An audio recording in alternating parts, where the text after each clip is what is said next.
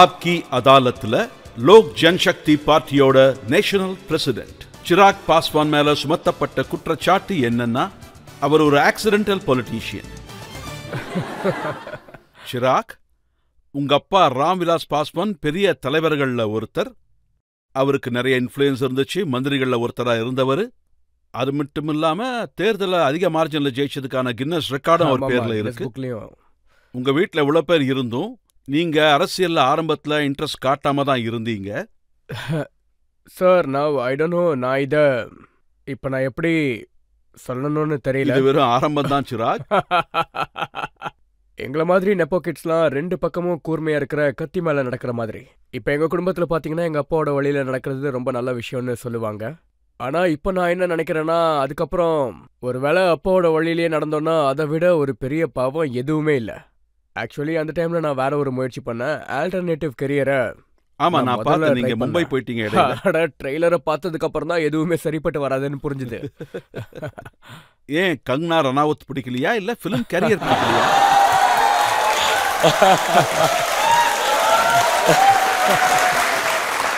நாங்க ரெண்டு பேரும் ஒன்னா நடிக்கிறது யாருக்குமே பிடிக்காம இருந்துச்சு. ஆனா இப்ப நாங்க ரெண்டு பேரும் ஒன்னா பார்லிமெண்ட்டுக்கு வரப்போறோம். நீங்க நடுவுல ஒரு ஃபேஷன் டிசைனர் கரியரையும் ட்ரை பண்ணீங்கல்ல? ஆமா, அதாவது that was for a very short time.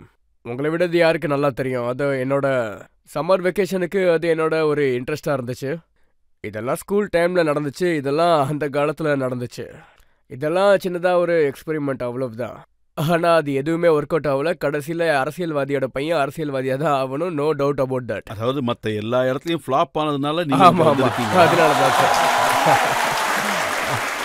Lalu Yadav என்ன சொல்றாருன்னா, உங்க அப்பா ராம்விலாஸ் பாஸ்வான் ஒரு ஃபோர்காஸ்டர்னு சொல்லுவாரு. எந்த பார்ட்டி ஜெயிக்க போகுது, எந்த பார்ட்டி தோற்க போகுதுன்னு அவருக்கு முன்னாடியே தெரியும். அப்புறம் 2014 நீங்க வெதர் ஃபோர்காஸ்டர் ஆயிட்டீங்க. மோடி சைடுக்கு வந்துருங்கன்னு நீங்க தான் சொல்லிருக்கீங்க. ஆமா, அவரோட மகன் நானு. அவரோட குணமும் அவரோட பண்புகளும் தானே எனக்கு இருக்கும். எல்லா விஷயமும் அவர்கிட்ட இருந்து தான் கிடைச்சிருக்கு. அது மட்டும் இல்லாம எல்லாத்தையும் என்னால பண்ண முடியுதுன்னா அதுக்கு காரணம் எங்க அப்பாவா தான் இருக்கணும். அரசியல்ல யார் ஜெயிக்க போறாங்கிறது கிடையாது, மக்கள் யாரு கூட நிக்கிறாங்க, எந்த திசையை நோக்கி போறாங்க, யாருக்கு பின்னாடி போறாங்கன்றது தான் முக்கியம். நாங்க இது வரைக்கும் போஸ்ட் போல் அலையன்சஸ் பண்ணதே இல்லை. இது கண்டிப்பா ஒரு நல்ல விஷயம் தான். எங்க பார்ட்டி, எங்க அப்பா யாருக்கெல்லாம் சப்போர்ட் பண்ணாரோ அவங்க ஜெயிச்சுட்டாங்க. இப்போ 2014 அந்த டைம்ல நீங்க யூபியில இருந்தீங்க, காங்கிரஸ் கூட இருந்தீங்க. சோனியா காந்தி உங்க நெய்பர், உங்க பக்கத்து வீட்டுல இருந்தாங்க. சில நேரங்கள்ல நடந்தே உங்க வீட்டுக்கு வருவாங்க. ஆமா, ஆனா சிராக் பாஸ்வான் வந்து அவங்களுக்கே தண்ணி காட்டுறீங்க. யாருக்கும் தண்ணி எல்லாம் காட்டல சார். ஐ திங்க் அது நீட் ஆஃப் தி ஹாரா இருந்துச்சு. ஏன்னா பிரதமரோட இம்பாக்ட் என் மேல நிறையவே இருக்கு.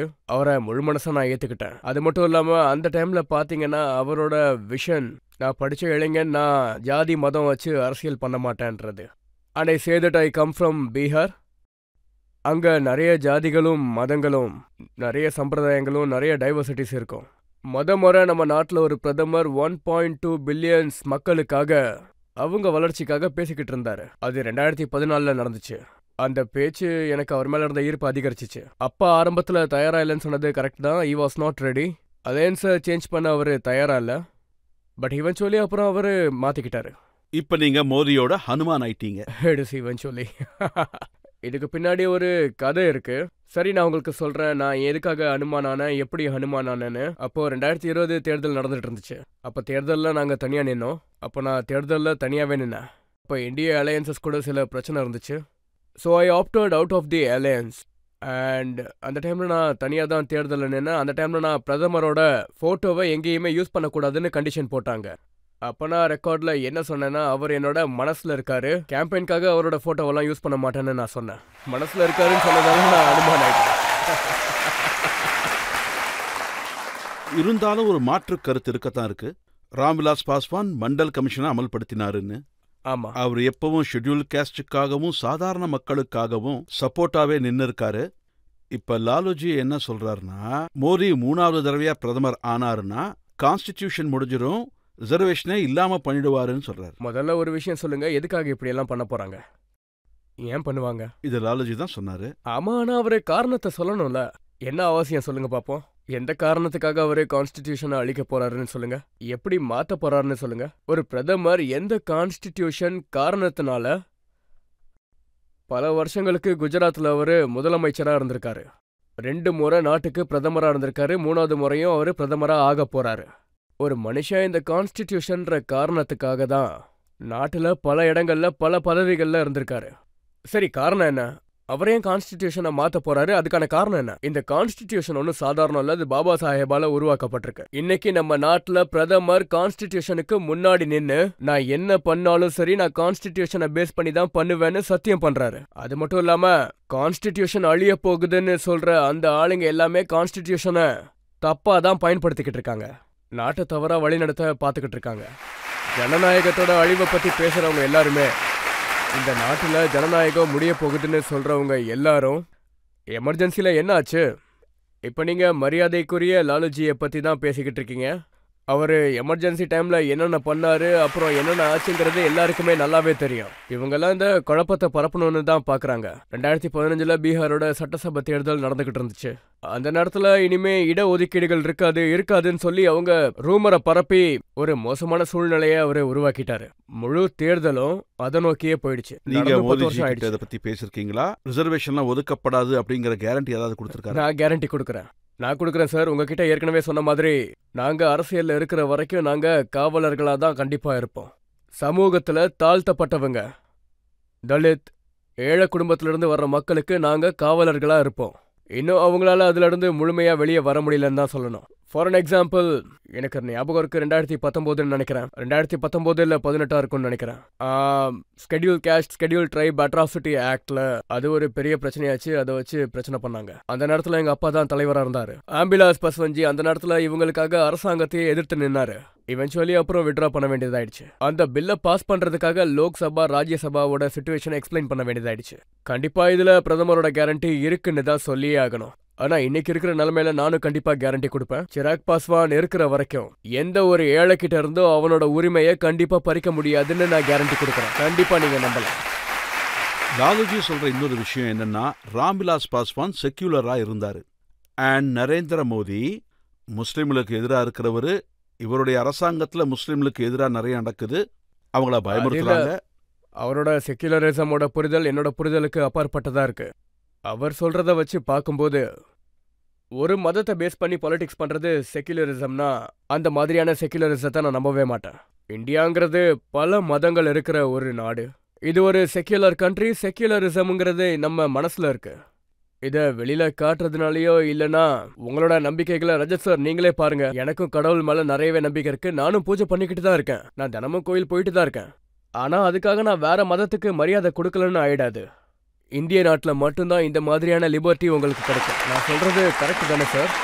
இந்த நாட்டுல மட்டும்தான் இந்த அளவுக்கு ஒரு சுதந்திரம் கிடைக்குது. நீங்க எந்த மதத்தை சேர்ந்தவங்களோ அந்த மதத்தையே பின்பற்றலாம். எப்படி நீங்க பின்பற்றணுமோ அதே மாதிரி பின்பற்றலாம். ஆனா பீகார்ல லாலுஜி அவரோட பேச்சிலையும் தேஜஸ்வி அவரோட ஸ்பீச்லயும் எதை குற்றச்சாட்டா வைக்கிறாங்கன்னா, ராமர் கோவில் பேரை யூஸ் பண்ணி ஓட்டு கேட்கறீங்கன்னு. நல்லா பேசுறாங்க சரி, ஆனா இவங்க எதை வச்சு ஓட்டு கேட்கறாங்க? அவங்க இந்த விஷயத்த பேசியும் அதை வச்சு தானே இவங்க ஓட்டு கேட்டுக்கிட்டு இருக்காங்க.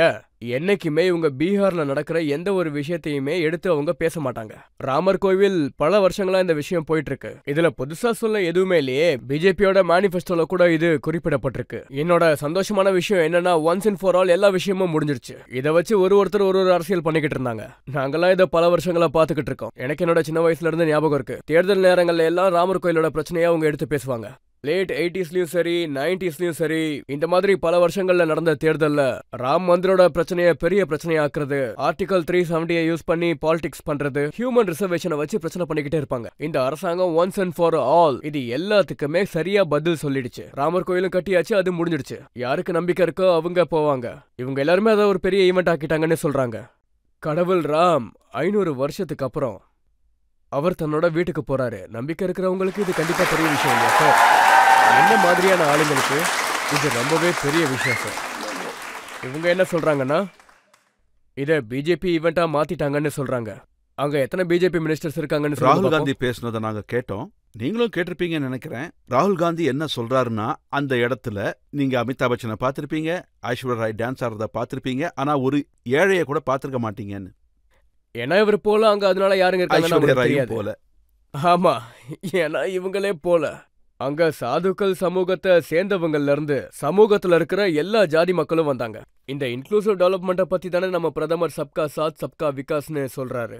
முதல் முறையா நம்ம நாட்டுல அரசியல் எல்லா ஃபீல்டு கூடயும் சேர்ந்துருக்குன்னு தான் சொல்லணும். அது இண்டஸ்ட்ரியலிஸ்டா இருக்கட்டும், அது இந்தியன் சினிமாவா கூட இருக்கட்டும். இந்தியன் சினிமா கூட அது நம்ம நாட்டுக்கு நிறைய பெருமையை சேர்த்து கொடுத்துருக்கு. அரசியலையும் இதையும் ஒன்னா சேர்க்க கூடாது.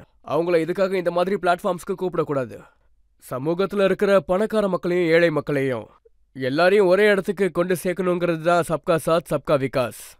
நீங்க எவ்வளவுதான் சப்கா சாத் சப்கா விகாஸ்னு சொன்னாலும், ஆனாலும் உங்களுக்கே தெரியும், பீகார்ல முஸ்லீம் கம்யூனிட்டியை சேர்ந்த ஓட்டர்ஸ் எல்லாருமே அவங்க ஓட்ஸை லாலுஜி பார்ட்டிக்கு தான் போடுறாங்க, ஆர்ஜேடிக்கு இல்ல இல்ல. இல்ல, அப்படியெல்லாம் போகாது. என்னோட பாயிண்ட் ஆஃப் வியூல இல்ல, சொல்ல எப்பவுமே அப்படிதான் அதுக்கு நடக்குது. உதாரணத்தோட சொல்றேன். நான் என்னோட லோக்சபா எலெக்ஷனே உதாரணத்தோட சொல்றேன். 2014லயும் 2019லயும் ரெண்டுத்துலயும் நான் ப்ரூஃபோட இந்த விஷயத்த சொல்றேன். 2 முறையும் முஸ்லிம்ஸ் எனக்கு ஓட் பண்ணிருக்காங்க, யாதவ்ஸ் எனக்கு ஓட் பண்ணிருக்காங்க.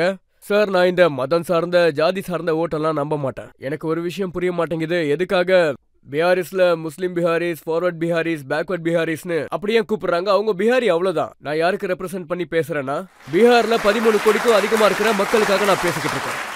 ஒருவேளை இந்தியாவை வளர்ந்த நாடா நம்ம மாத்தி ஆகணும்னா இந்த மாதிரி விஷயங்கள்ல இருந்தெல்லாம் நம்ம வெளியே வந்தாகணும். ஜாதி மதம் பேதம்லாம் எல்லா விஷயத்துல இருந்து நம்ம வெளியே வந்தாகணும். மக்கள்ல இருக்கிற ஒரே ஒரு வித்தியாசம் என்னன்னா, ஒருத்தன் பணக்காரன், அவன் பணக்காரன் ஆயிட்டே போறான், ஏழை ஆயிட்டே இருக்கான். உண்மையாவே நம்ம நாடு வளரணும்னு நினைக்கிறோம்னா, டெவலப்டு கண்ட்ரியே ஆகணும்னு நினைக்கிறோம்னா, இந்த பணக்காரனுக்கும் ஏழைக்கும் இருக்கிற டிஃபரன்ஸை நம்ம மாத்தி ஆகணும். அது எப்படின்னா, ஏழைகளை வெளியே கொண்டு வரணும், ஏழ்மையில இருந்து மீட் ஆகணும். பணக்காரங்களோட காசை அதை ஈக்குவலா டிஸ்ட்ரிபியூட் பண்ணி ஆகணும். அதை நம்மளோட மக்களுக்கும் சமூகத்துக்கும் நாட்டுக்கும் பயன்படுத்தி ஆகணும். மக்கள் இப்ப ஒரு 2 கேள்விகளை கேட்கலாம். சார், என்னுடைய கொஸ்டின் என்னன்னா, சில நாட்களுக்கு முன்னாடி நவராத்திரி அப்போ தேஜஸ்வி யாதவ் மீன் சாப்பிட்ற வீடியோ ஒன்ன போஸ்ட் பண்ணாரு. அது சரியானதுன்னு நினைக்கிறீங்களா? சார், முதல் விஷயம் என்னன்னா, யார் என்ன சாப்பிட விரும்புறாங்க, என்ன சாப்பிட மாட்டாங்கங்கிறது யாருக்கு எந்த சம்பந்தமோ எந்த பிரச்சனையாவும் இருக்கக்கூடாது. சார், நீங்க இப்ப பாத்தீங்கன்னா, நீங்க என்ன சாப்பிட போறீங்கிறதுல யாருக்கும் எந்த ஒரு பிரச்சனையும் இருக்க போறதில்ல. ப்ராப்ளம் அரைசஸ் வென் நீங்க அதை வெளியே காமிக்கும் போது தான். அண்ட் நீங்க அந்த மீனை எப்படி சாப்பிட்றீங்க, அதை எப்படி பிளேட்ல வச்சிருக்கீங்கன்றது, அதுக்கப்புறம் லைனா நிறைய ஜூஸ் பாட்டில்ஸை வச்சிருக்கீங்க. இது வாட்டர்மெலன் ஜூஸ், இது ஆரஞ்சு ஜூஸ், நாங்க இதெல்லாம் பண்ணி கொண்டு வந்திருக்கோம், இது அப்படி, இது இப்படி, இது சூட்ல இருந்து காப்பாற்றும், இது ரொம்ப நல்லது. இது எல்லாத்தையும் நீங்க யாருக்கு காட்டுறீங்க? நம்ம நாட்டுல நம்ம இருக்கிற இடத்துல ஒரு பெரிய கம்யூனிட்டி இன்னைக்கும் 2 வேளை சாப்பாட்டுக்காக கஷ்டப்பட வேண்டிய ஒரு சூழ்நிலையில இருக்கு. நம்ம கூட ஒரு அரசியல் ஃப்ரெண்ட் உட்காந்துருக்காரு, அவர் இதை பார்த்தா மக்கள் கண்டிப்பா கோவப்படுவாங்கன்னு சொல்றாரு. அப்படின்னா வேணும் தானே பண்றீங்க? உங்களோட இன்டென்ஷனே இதுவா தான் இருக்கு. அது ஒரு பெரிய வர்க்கத்தை, ஒரு பெரிய கம்யூனிட்டியை நீங்க அவமானப்படுத்துற மாதிரி இருக்கு. அது மட்டும் இல்லாம அசிங்கப்படுத்துற மாதிரியும் இருக்கு. நவராத்திரியோட முதல் நாள் ரொம்பவே முக்கியமானது. நான் அன்னைக்கு பூஜை பண்ணிட்டு வந்தேன். First thing I see on the internet, அதாவது யாரோ கையில மீனை வச்சிருக்க மாதிரி, அதாவது ஹெலிகாப்டர்ல உட்காந்து அவர் சாப்பிடுறாரு. அதாவது அந்த வீடியோ முதல் நாளே எடுத்ததுன்னா அன்னைக்கே போஸ்ட் பண்ணாத அளவுக்கு, அதாவது உங்க சோஷியல் மீடியா டீம் அந்த அளவுக்கு கூட ஆக்டிவா இல்ல. நவராத்திரியோட முதல் நாளே எதுக்காக இதை போஸ்ட் பண்ணணும்? So this was absolutely not called for. இந்த மாதிரி வீடியோ பண்ண வேண்டிய எந்த ஒரு அவசியமும் இல்ல. சிராக், அவங்க என்ன சொல்றாங்கன்னா, ஒருவேளை பிஜேபி இந்த முறையும் ஜெயிச்சதுன்னா என்ன சாப்பிடணுங்கிறத மோடிஜி தான் முடிவெடுப்பாராம். கண்டிப்பா என்ன குடிக்கணும், என்ன போட்டுக்கணும்னு அவர் தான் முடிவெடுப்பாராம். ஒரு 3 முறை குஜராத்தோட முதலமைச்சரா இருந்திருக்காரு. அவரு குஜராத்லயும் அப்படியெல்லாம் பண்ணல, பிரதமரா இருந்தும் அவர் அப்படியெல்லாம் பண்ணவே இல்ல. இதெல்லாம் எந்த மாதிரியான பேச்சு தெரியுமா சார்? நம்ம கிட்ட பேசுறதுக்கு எதுவுமே இல்லனா நம்ம என்ன பேசுவோம்? நம்ம ஒரு விரலை முன்னாடி இருக்கிறவன சுட்டி காட்டணும்னா மத்த எல்லா விரல்களும் உங்களை நோக்கி தான் இருக்கு சார். உங்ககிட்ட நிறைய டைம் இருந்துச்சுன்னா, ஆட்சி பண்ண குடும்பத்துல இருந்து தான் நீங்க வந்திருக்கீங்கன்னா, உங்களோட பார்ட்டி, உங்களோட குடும்பத்தை சேர்ந்தவங்க பல வருஷங்களா பீகாரோட முதல் இடங்கள்ல இருந்திருக்காங்க, அதாவது முக்கியமான இடத்துல. நீங்க நினைச்சிருந்தா பல விஷயங்களை இம்ப்ரோவைஸ் பண்ணிருக்கலாம். ஆனா அன்பார்ச்சுனேட்லி என்னன்னா, 90ஸ்லாம் ரொம்பவே இது மோசமா இருந்திருக்குன்னு தான் சொல்லணும். 90ஸ்ல பீகார்ல காட்டு ராஜாவோட ஆட்சின்னு சொன்னாங்க இல்லையா, அப்பதான் ரொம்ப அழிவு அதிகமாயிருக்கு. இன்னைக்கும் என்னோட ஒரு ஃப்ரெண்ட் அந்த டைம்ல அவரு வேலை கிடைச்சி வெளியே போனாரு. அவரு அந்த ஊருக்கு போய் அவரு அங்கேயே வேலை பார்த்துக்கிட்டு இருந்தாரு. அது மட்டும் இல்லாம அவரு அங்கேயே வீடு வாங்கினாரு, அவர் அங்கேயே கல்யாணம் பண்ணிக்கிட்டாரு, அவர் அங்கேயே குழந்தை பெற்றுக்கிட்டாரு. அதுக்கப்புறம் அவரு அதே இடத்துலயே இருந்துட்டாரு. இன்னைக்கு கொரோனா மாதிரியான பேண்டமிக்ஸ் வரும்போது உங்களை இமிகிரண்ட்ஸா கூட்டிட்டு வராங்க, அவங்கள இமிகிரண்ட்ஸ்ன்னு சொல்றாங்க. இந்த மாதிரி சூழ்நிலைகள் எல்லாம் யார் உருவாக்குனாங்க சொல்லுங்க, யாரு? ஸோ இவங்க கிட்ட அதுக்கெல்லாம் பதிலே இல்லை. ஸோ இந்த மாதிரி வேலைக்காகாத விஷயங்களை தான் அவங்க பேசிக்கிட்டே இருக்காங்க. அதாவது மோடி 3வது முறை வந்தா கான்ஸ்டிடியூஷன் முடிஞ்சிரும், ஜனநாயகம் அழிஞ்சிரும். அவர் ஒன்றும் இன்னைக்கு வந்தவர் கிடையாது. 2000ல இருந்தே அவர் டாப் பொசிஷன்ல இருந்துகிட்டு இருக்காரு. ஒரு ராஜ்யத்தோட முதலமைச்சரா இருந்திருக்காரு. அவர் இப்போ வரைக்கும் இருந்துட்டு இருக்காரு. அந்த ஸ்டேட்லயும் எந்த ஒரு தப்பான விஷயமும் நடக்கல, நாட்டுலயும் அப்படிதான். அப்படின்னா 400 சீட்டை தாண்டிடுமா? 100%, 100%. இன்னொரு கேள்வி கேட்கலாம். சார், நாங்க பார்த்திருக்கோம், நீங்க கங்கனா மேடம் கூட நடிச்சிருக்கீங்க. அப்புறம் இப்போ கங்கனா மேடம் கூட அரசியலுக்கு வந்துட்டாங்க. அப்புறம் சார், உங்க தரப்புல இருந்து அவங்களுக்கு ஏதாவது டிப்ஸ் அட கொடுக்கணும்னா கடவுளே. என்ன சொல்லுவீங்க? கங்கனாஜி எனக்கு பர்சனலா ரொம்பவே நல்லா தெரியும். அவங்களுக்கு எந்த விதமான டிப்ஸும் தேவையில்லை. அவ்வளவுதான்.